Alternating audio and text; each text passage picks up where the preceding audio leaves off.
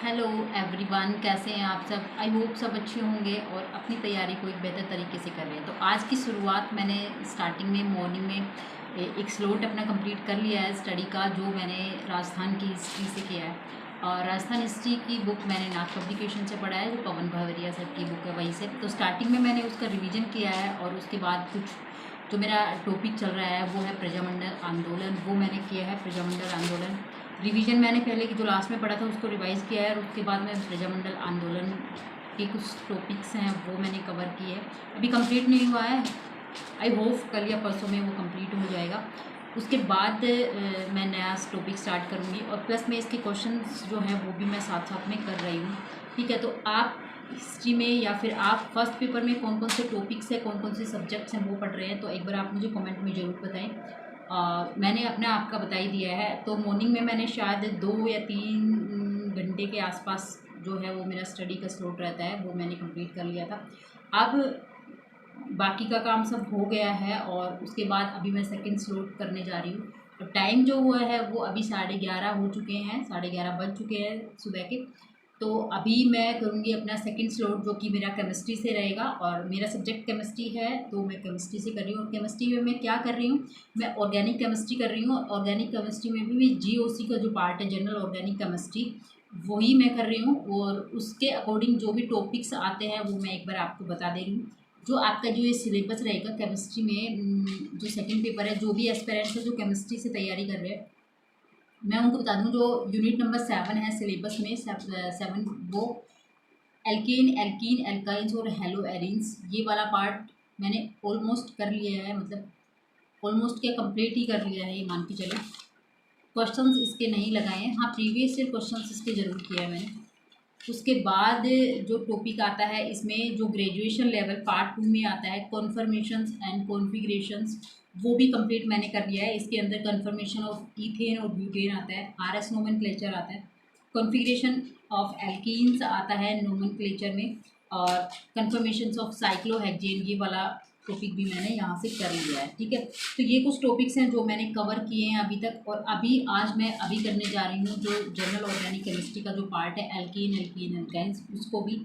क्योंकि कुछ टॉपिक्स में जब भी आप ऑर्गेनिक केमिस्ट्री पढ़ते हो तो टॉपिक के साथ साथ आपको कुछ बेसिक्स भी पढ़ना पड़ता है, क्योंकि जब तक आप कुछ बेसिक्स को कवर नहीं करोगे तो ऑर्गेनिक केमिस्ट्री अच्छे से समझ नहीं आती है। उसमें आप टॉपिक वाइज नहीं पढ़ सकते हो। सबसे पहले आपको जीओसी पढ़ना बहुत ज़रूरी हो जाता है। जीओसी में पढ़ रही हूँ, लेकिन साथ साथ में उसका कुछ टॉपिक्स जो मेजर टॉपिक आते हैं उनको भी पढ़ लेती हूँ। लेकिन जीओसी को जब तक कंप्लीट नहीं करते तो आप मेजर टॉपिक्स को नहीं पढ़ सकते, जैसे अल्कोहल, एल्डिहाइड, कीटोन्स हो गया, ये वाले topic, reaction intermediates, name reactions, haloalkanes, nitro arene and diazonium salts, ये सारे के सारे जो टॉपिक्स हैं ये आप तभी अच्छे से कर पाओगे जब आप जनरल ऑर्गेनिक केमिस्ट्री पढ़ोगे। और अब बात करती हूँ जनरल ऑर्गेनिक केमिस्ट्री में कहाँ से पढ़ूंगी। तो जनरल ऑर्गेनिक केमिस्ट्री के मैंने नोट्स बनाए हुए हैं। तो सबसे पहले मैं उन नोट्स को, ये वाले जो मेरे ये पूरा रजिस्टर जो है, ये रजिस्टर में मैं आपको दिखा दूँ इस तरीके से, पूरा ये जनरल ऑर्गेनिक केमिस्ट्री का है। तो ये इस जनरल ऑर्गेनिक केमिस्ट्री को मैं यहाँ से तैयार कर रही हूँ इस टॉपिक में। अब मैं बता दूँ कि ये वाले जो नोट्स मैंने बनाए हैं ये कहाँ से बनाए। ये वाले जो कलाम अकेडमी की जो क्लासेस थी, ऑनलाइन क्लासेस जो मिलती हैं, उससे मैंने ये बनाया है। प्लस में मेरे पास इसकी एक बुक है ऑर्गेनिक केमिस्ट्री की, के एस तिवारी करके, और वहाँ से मैंने बनाया है। और जो बीएससी की मेरी जो बुक्स हैं ऑर्गेनिक केमिस्ट्री की, जनरल ऑर्गेनिक केमिस्ट्री की, जो कि है आर चांद पब्लिकेशन से, तो वहाँ से भी मैंने इसको पढ़ा है। और प्लस में एक नीट एंड जेई एडवांस की बुक आती है जनरल ऑर्गेनिक केमिस्ट्री की। तो उन सभी बुक्स को पढ़ने के बाद, जनरल ऑर्गेनिक केमिस्ट्री को पढ़ने के बाद, 2 या 3-4 बुक्स को, प्लस में एक कलाम अकेडमी के नोट्स हैं, उनके बाद मैंने ये कंप्लीट पूरा जो है रजिस्टर ये तैयार किया। पर कंप्लीट इसमें जनरल जीओसी है, लेकिन इससे बाहर कुछ भी नहीं आता। अब क्या होता है कि बार बार मुझे ना बुक्स को पढ़ने की ज़रूरत नहीं पड़ती। बुक्स में जो मेन टॉपिक हैं, जो, और हो सकता है कि जो कलाम अकेडमी में जो मैं जब लेती थी, सॉरी, क्लासेस लेती थी, तो मैं इसमें नोट किया था। उसके बाद जब मैं बुक्स पढ़ती हूँ तो कुछ ऐसे टॉपिक्स होते हैं, कुछ ऐसे पॉइंट्स होते हैं जो बुक्स में, जो इस नोट्स में नहीं थे, तो मैंने उसमें ऐड कर लिया है। तो अब इसका मेन पॉइंट ये है कि इसको ही मैं पढ़ती हूँ जनरल ऑर्गेनिक केमिस्ट्री को, तो बार बार मुझे वो बुक उठा के और उस बुक को रीड नहीं करना पड़ता, क्योंकि आपको पता है लास्ट टाइम में आप इन चीज़ों को नहीं कर पाते हो। तो सबसे बेस्ट तरीका होता है कि आप बुक्स को पढ़ के उसके एक प्रॉपर नोट्स बनाएं, ताकि आप उन्हीं को बार बार रिवाइज कर सकें और आपको बहुत ज़्यादा टाइम देने की ज़रूरत ना पड़े और आप बहुत ईजीली अपने मैटर को या अपने सब्जेक्ट को कवर कर सकते हो। ठीक है, तो आज मैं जनरल ऑर्गेनिक केमिस्ट्री को ही पढ़ूंगी। जनरल ऑर्गेनिक केमिस्ट्री को पढ़ते हुए मुझे 3 से 4 दिन हो गए हैं और अभी मैं आई होप 2 या 3 दिन में इसको कंप्लीट कर दूँ। तो आज का मेरा यही रहेगा। अभी मेरा जो स्लॉट है 11:30 हो चुके हैं और आई थिंक 12 भी बज, पौने 12 के आसपास टाइम हो गया होगा।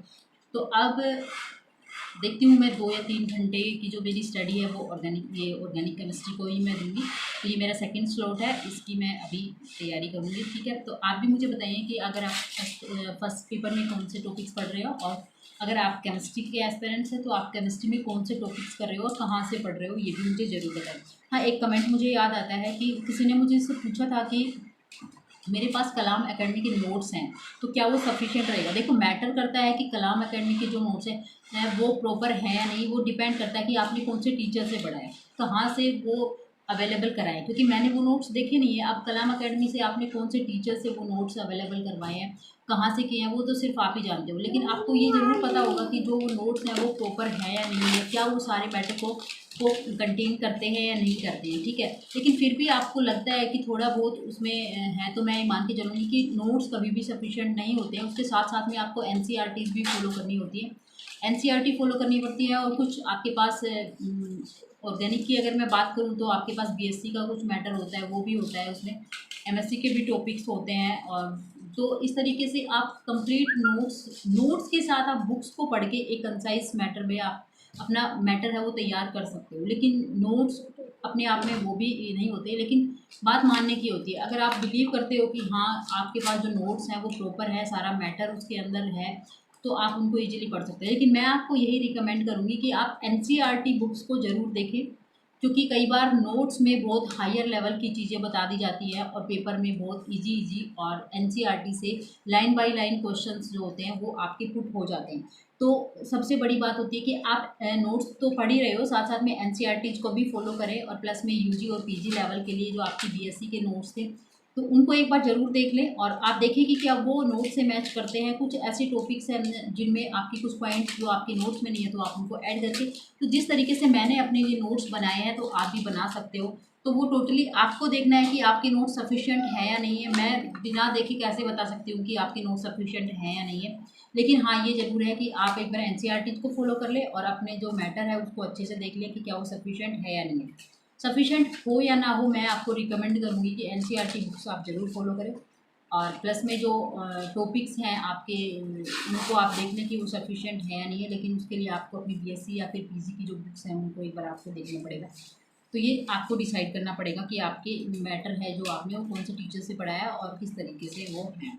ठीक है, तो चलिए बिना देरी किए अभी मैं शुरू करती हूँ केमिस्ट्री का। ये सेकंड स्लॉट है मेरा। ठीक है दोस्तों, जब कोई खिलाड़ी मैदान में उतरता है तमाम अभ्यास के बाद, तो वह हर बार चाहता है एक इतिहास रचना, लेकिन हर बार ऐसा नहीं होता। वो हर बार चाहता है एक शतक लगाना, लेकिन हर बार ऐसा नहीं होता। जबकि वो कोई कसर नहीं छोड़ता अपने अभ्यास में अच्छा प्रदर्शन करने में। लेकिन बल्लेबाज कितना भी बड़ा क्यों ना हो, लेकिन ऐसा हर बार नहीं हो पाता। लेकिन फिर भी उसका मन नहीं मानता, और उसका मन नहीं मानता इसीलिए वो एक बड़ा बल्लेबाज होता है। क्योंकि वो जानता है कि इन्हीं कोशिशों का नाम ज़िंदगी है। कभी कुछ मिलेगा तो कभी कुछ नहीं मिलेगा। क्योंकि वो जानता है कि लक्ष्य ऊंचा है तो रास्ते कभी खाली हाथ नहीं छोड़ेंगे। भले ही लक्ष्य तक ना पहुंच पाएं, पर उस ओर चलते हुए अनायास ही हम जो सीखते हैं वो हमारे सपने की देन है। और फिर जब हम तैयार हो रहे होते हैं और ख़ुद को बनाने के लिए, तो उसमें सब कुछ होता है और सबके साथ होता है, क्योंकि सीखने की राह यही है।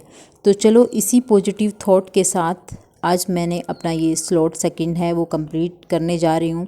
कंप्लीट तो नहीं कह सकते, लेकिन कंप्लीट करने की कोशिश मैंने काफ़ी की है। और इसको कंप्लीट करते करते मुझे शाम हो गई थी।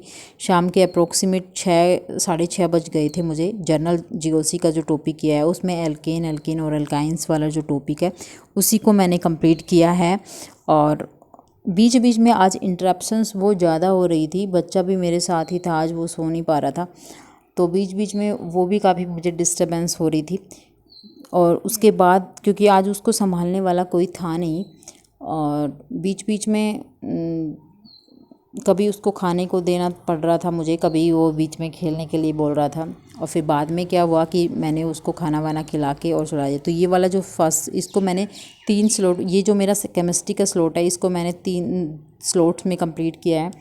पहले तो मैंने 12 बजे से और 2 बजे के बीच में, जिसमें भूवी मुझे बार बार परेशान कर रहा था। परेशान का मतलब तो ये हुआ कि मतलब थोड़ा पढ़ाई में इंटरप्शंस हो रही थी, तो उसके साथ ही मैंने 2 बजे तक ये काम किया है। और उसके बाद जब हमने लंच किया दोनों ने, और लंच करने के बाद जब मैं उसको सुला रही थी तो उसके साथ साथ फिर मेरे को भी नींद आ गई और फिर मैं भी उसके साथ सो गई। तो उसके बाद 2 बजे सोने के बाद फिर मेरी आँख खुलती है 3:45 बजे के आसपास। तो फिर 3:45 बजे मैं उठी, और उठ के फिर क्या किया, मैंने दोबारा से उसी काम को करना शुरू किया जो मैंने पेंडिंग बीच में छोड़ा हुआ था। तो उसके बाद यही काम आज चलता रहा है, केमिस्ट्री वाला ही काम। क्योंकि मेरे साथ एक्चुअली क्या होता है ना कि जब मैं कोई काम शुरू करती हूँ और फिर उसको बीच में ऐसा नहीं छोड़ पाती, तो उसको मैं चाहती हूँ कि कंप्लीट करें, या फिर एटलीस्ट उसका हाफ़ पोर्शन कंप्लीट हो सके। लेकिन हाफ़ पोर्शन इसका कंप्लीट पहले हो चुका था, तो मुझे इसको कंप्लीट ही करना था। और एक बार जब इंटरेस्ट आ जाता है आपको, जब कोई भी काम आप कर रहे होते, तो आप उसको बीच में नहीं छोड़ सकते। तो सेकंड स्लॉट में भी मैंने उसको एक नैप लेने के बाद उसी काम को कंप्लीट किया है। और फिर शाम हो गई धीरे धीरे, और उसके बाद फिर दोबारा से काम करते करते बीच में आपको पता है डिहाइड्रेशन भी होता है, तो बीच बीच में मुझे जाना पड़ा। और उसके लिए फिर मुझे थोड़ा सा नींबू पानी की ज़रूरत थी, तो फिर मैंने वो नींबू पानी बनाया और उसके बाद नींबू पानी पिया। और ये काम करते करते मुझे शाम के 6 बज गए थे। तो काम शाम के 6 बजे तक ये काम कंप्लीट हो पाया, जो कि मेरा ऑर्गेनिक केमिस्ट्री से था। तो ऑर्गेनिक केमिस्ट्री में आज जो काम था, मैंने लास्ट टाइम जो रिवीजन मैं कर रही थी, तो रिवीजन करने के लिए मैंने उसके कुछ शॉर्ट्स नोट्स बनाए थे। और शॉर्ट नोट्स को बनाने का एक जो रोड मैप की तरह बनते हैं, तो मैंने वो सब बनाए जो मैंने अभी आपको दिखाए हैं। तो वो बनाने के बाद, शॉर्ट नोट्स बनाने के बाद फिर दोबारा से मैंने उसको रिवाइज़ किया है कि आज मैंने क्या क्या किया है। तो कहने का मतलब इन शॉर्ट ये है कि आज मैंने सिर्फ इसी को हमको किया है। तो ये काम करते करते हो गई शाम, और शाम को मैं जाती हूँ वॉक पे, 10-15 मिनट के लिए ही जाती हूँ, ज़्यादा नहीं जाती हूँ। उसमें बच्चे का घूमना भी हो जाता है और मेरा भी हो जाता है, क्योंकि शाम को फ्रेश एयर लेना ज़रूरी होता है। क्योंकि आप सुबह के बाद और पूरे दिन ही आप अंदर रहते हैं घर में, तो एक फ़्रेश एयर लेनी भी, फ्रेश एनवायरनमेंट में रहना भी बहुत ज़्यादा ज़रूरी होता है हेल्दी माइंड के लिए। तो मैं शाम को जाती हूँ बच्चे के साथ घूमने, और उसके बाद आके फिर वही खाने की प्रिपरेशन शुरू हो जाती है। फिर शाम को खाना वाना होता है, और उसके बाद फिर मन करता है तो पढ़ाई करती हूँ, अदरवाइज़ नहीं करती हूँ। मोस्टली तो नहीं कर पाती हूँ मैं। तो मेरा डेली रूटीन में यही रहता है। आप अपनी तैयारी को कैसे कर रहे हैं, ये भी आप मुझे एक बार कमेंट बॉक्स में ज़रूर बताएं, किस तरीके से आप तैयार कर रहे हो। और आप कोई सजेशंस मुझे देना चाहते हैं तो आप मुझे ज़रूर बताएं। आप अपनी तैयारी से रिलेटेड किस तरीके से कर रहे हो, कैसे कर रहे हो, कौन सी बुक्स को फॉलो कर रहे हो, चाहे आप वो केमिस्ट्री से पढ़ रहे हो या फिर आप अपने फर्स्ट पेपर की तैयारी कर रहे हो।